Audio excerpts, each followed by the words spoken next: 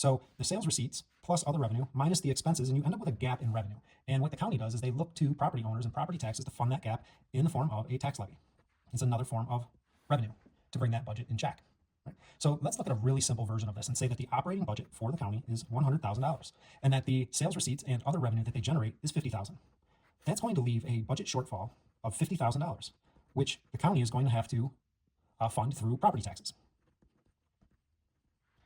So let's take a look and assume that the municipality, the county, only has 3 properties or 3 parcels on the tax roll, and each property is assessed at a different value.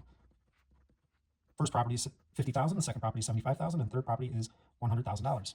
Now, the total combined assessed value on that tax roll then is $225,000.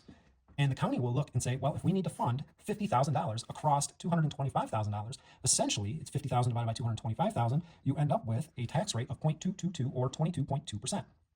Now, your assessed value compared to the total assessed value of all the parcels is essentially the portion of this tax burden that you're going to pay. And in this case, property A is going to pay 22.2% of that burden, 33.3%, and 44.4% for property C.